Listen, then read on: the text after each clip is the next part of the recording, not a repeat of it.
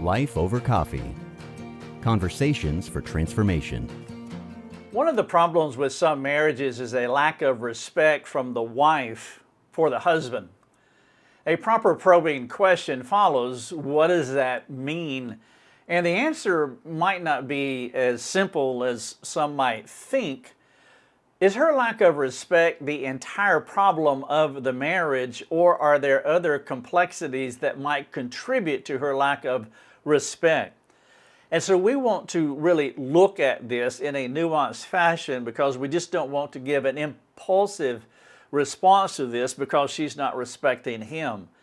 I am sure that there are some things that she needs to address, but again, in most of these cases, there's complexity that is involved. In fact, there are always complexities in relational conflict. But why do some folks focus only on one track in a two-track marriage? It appears these eisogetes are extracting Paul's words about respecting the husband and missing the context of the very text that they are reading. What if we take a look at the context and content of this pivotal passage about marriage? And of course, that passage is Ephesians 5:22 through 33. I'll read it to you. Most of you are familiar with it. But there is a chiastic structure in this passage, and that's why I want to share it with you. By the way, I would encourage you to go to lifeovercoffee.com and get this article, because I have drawn out for you a mind map of the chiastic structure, and I will explain what that is in just a moment if you're unfamiliar with the chiasm. But the title of it is, Should a Wife Respect Her Unkind Husband? Here's the text. Wives, submit yourselves to your own husbands as to the Lord. For the husband is the head of the wife, even as Christ is the head of the church, his body, and is himself its Savior.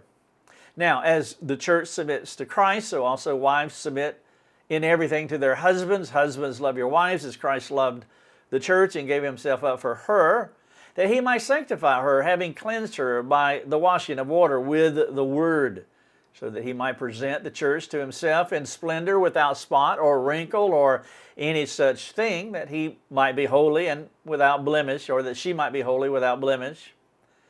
In the same way, husbands should love their wives as their own bodies. He who loves his wife loves himself, for no one ever hated his own flesh, but nourishes and cherishes it, just as Christ does the church, because we are members of his body. Quote, there's a quote here from Genesis, therefore a man shall leave his father and mother and hold fast to his wife, and the two shall become one flesh, end quote, from Genesis. This mystery is profound, and I am saying that it refers to Christ and the church. By the way, Christ and the church is the point of this passage. However, let each one of you love his wife as himself, and let the wife see that she respects her husband. The last four words of this long text in Ephesians 22 through 33.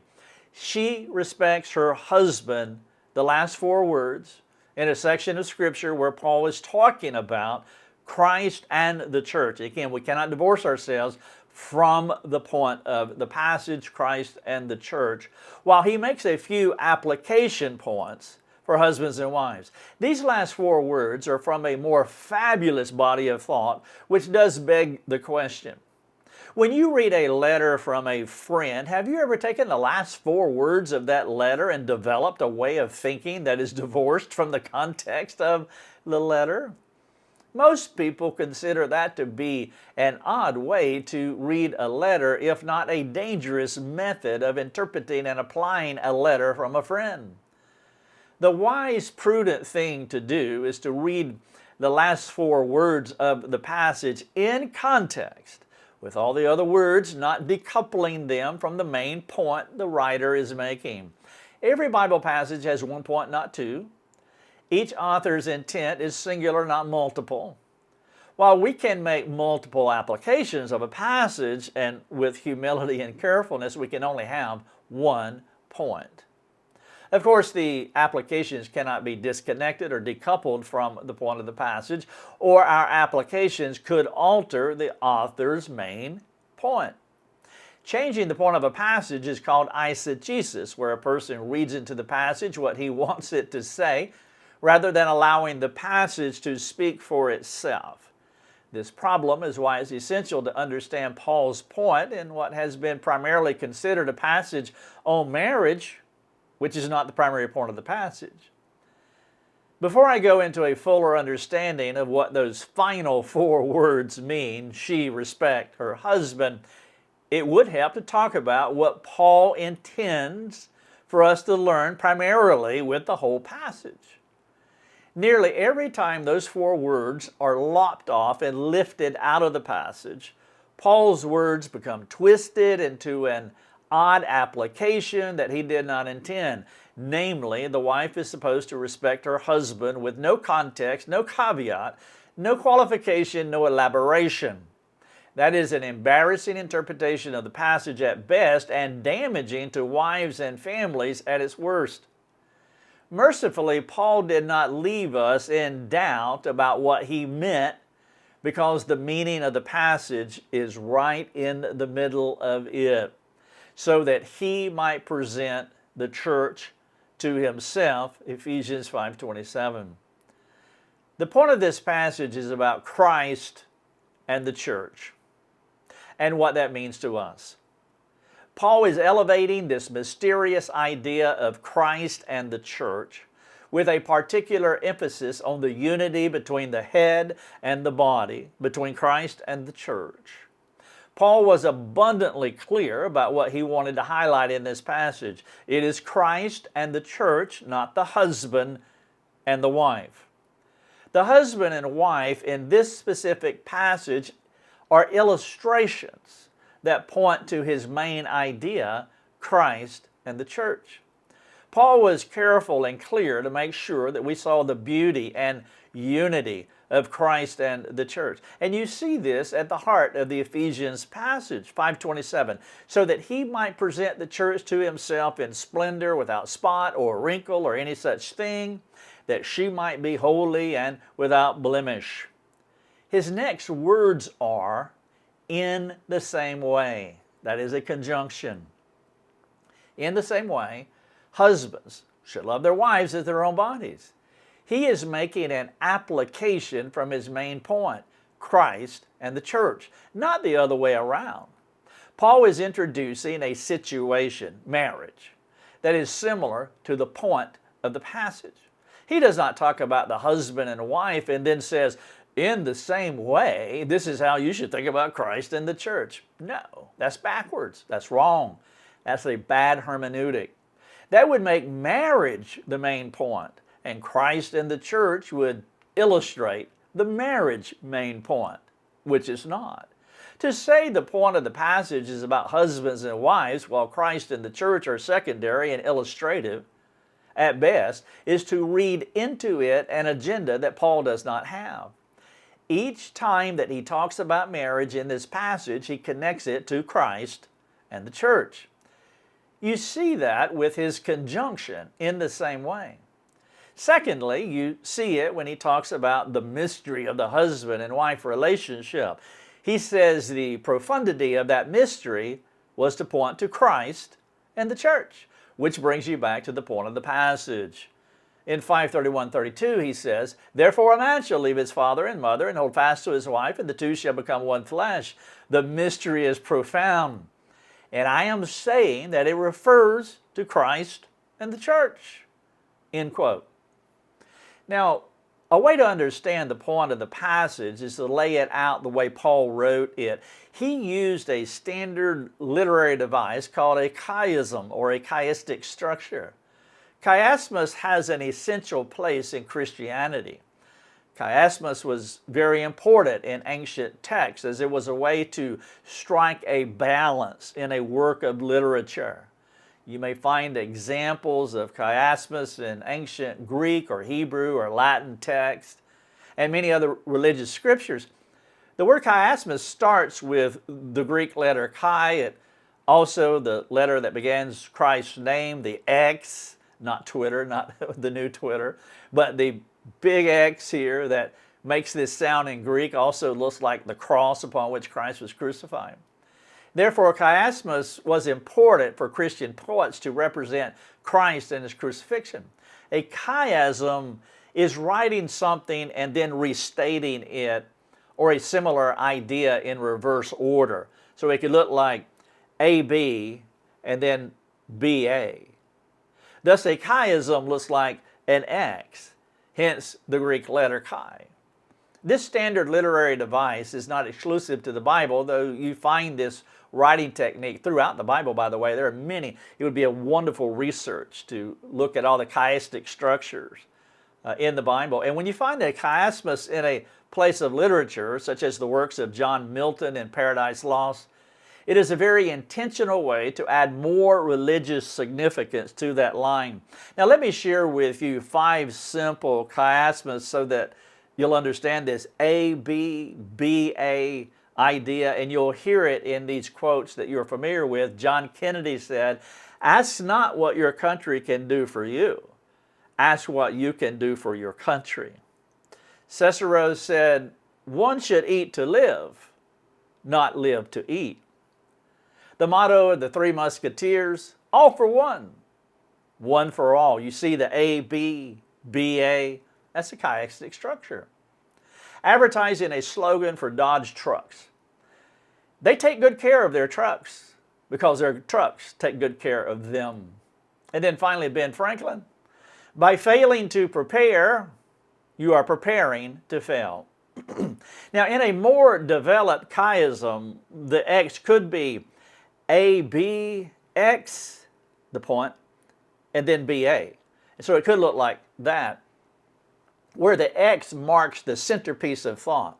AB, X, and then BA, which is the intentional inserted emphasis of a chiasm, the main point. So the X becomes the main point.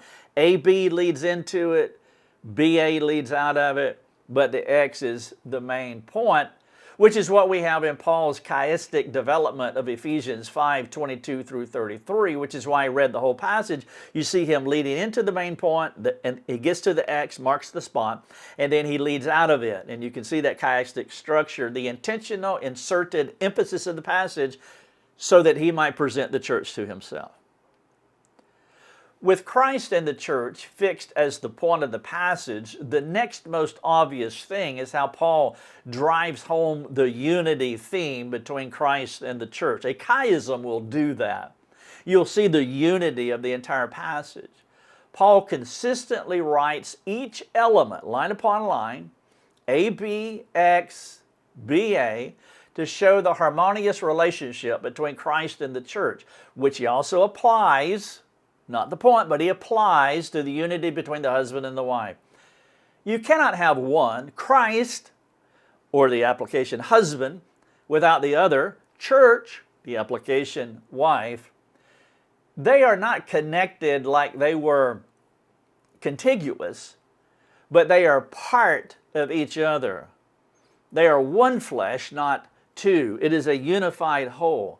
Of course, there is a discussion about leading and following, but that is not Paul's main idea in this paragraph. We must begin with unity of the entire whole, discussing the roles, Christ and the church, using husband and wife to illustrate the main point, Christ and the church. Each of the statements, and I want to read statements out of the passage, and each one of these statements make a case for the unity of Christ, the church, and the husband and wife. Their roles flow out of their unity. And so unity comes first. Roles are the natural byproduct, side effect, outflow of the unity. Thus, here are 9 common sense unity statements in this passage. Verse 22, wives, submit to your husbands as to the Lord. The implied unity here, if there wasn't unity, there would be no wives submitting to. There's no one to submit to if there were not unity. Verse 23, for the husband is the head of the wife. If there was no wife, no husband, there's no unity. 23, Christ is the head of the church, his body, as is himself its Savior. 24, now as the church submits to Christ, so also wives submit in everything to their husbands. Again, we're focusing on the unity. You can't divide those things up. 28, In the same way, husbands should love their wives as their own bodies. He who loves his wife loves himself. 29. For no one ever hated his own flesh, but nourishes and cherishes it, just as Christ does the church. 30. Because we are members of his body. 31. Therefore a man shall leave his father, mother, hold fast to his wife, and the two shall be one flesh. Obviously, we see the unity there.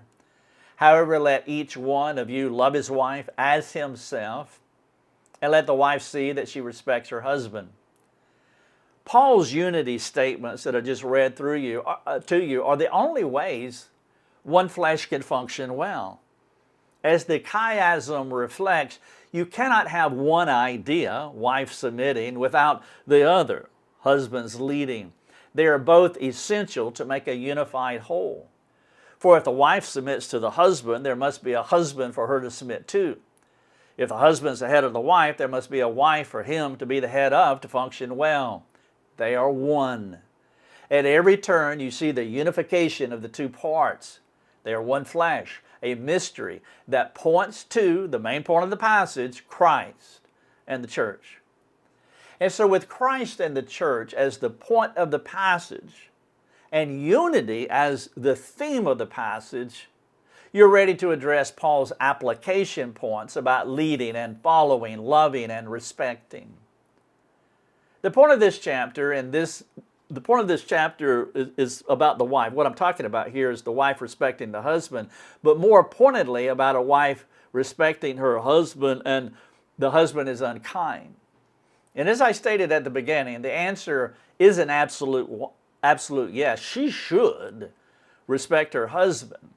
However, here is the problem. If you take those four words and lop them off and lift them from the context of the passage, all you're going to do is rail at the wife for not respecting her husband without taking the time to address the reason she is not respecting or submitting.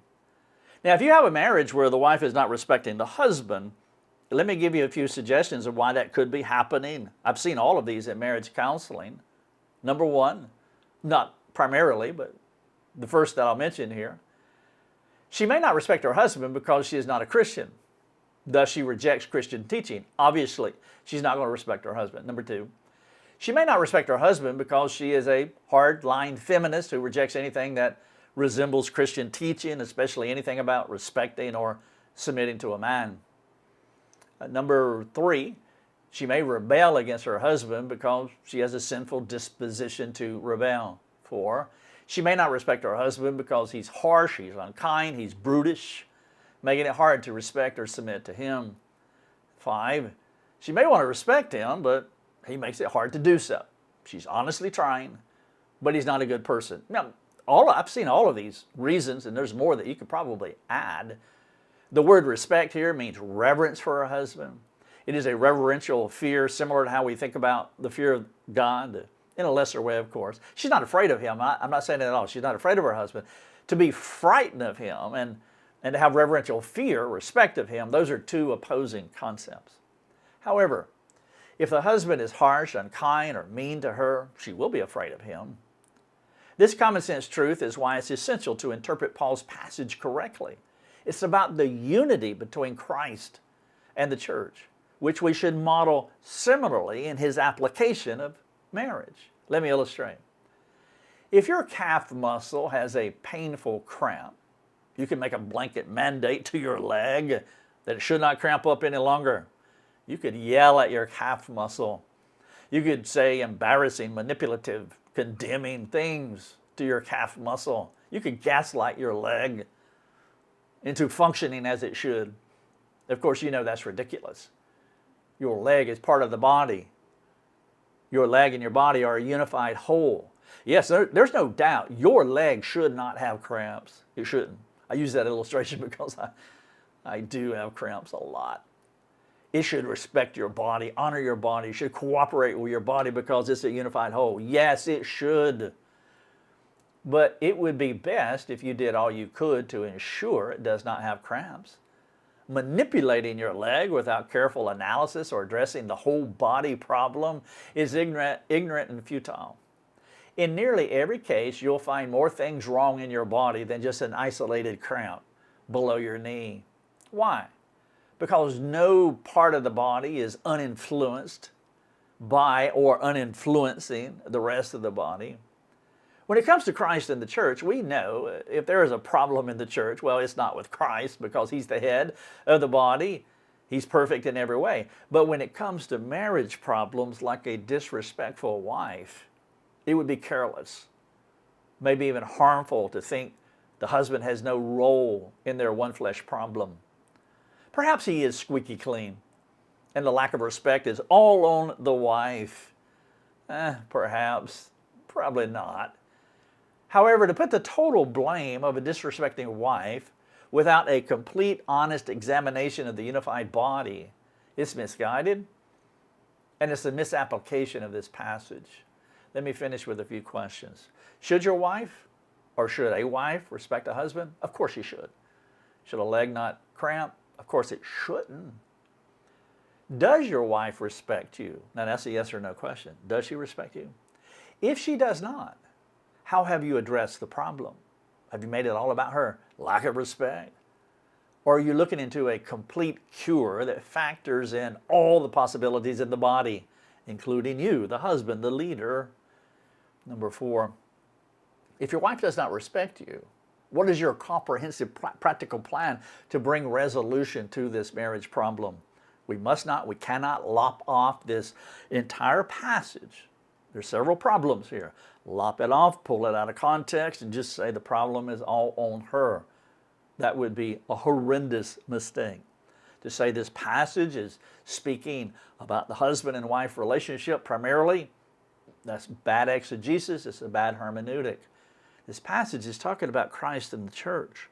And we must see that in this chiastic structure. The centerpiece is about Christ and the church. This passage is talking about unity. Therefore, we look at the whole passage.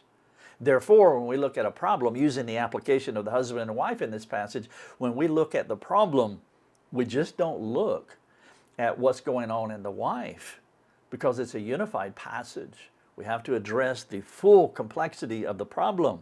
And sometimes, more than likely, you will find that there are reasons, though it should not be acceptable, that she disrespects her husband.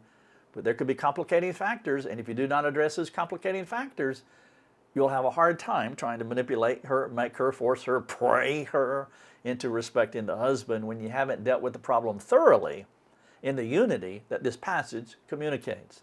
I've titled this, Should a Wife Respect Her Unkind Husband? You can find it at lifeovercoffee.com. I would also encourage you to take a look at this mind map, this chiastic structure as I lay out this passage in the article. It will benefit, bless you, use it as a teaching tool. Thank you so much. Thanks for joining us. Learn more and get access to other resources at lifeovercoffee.com.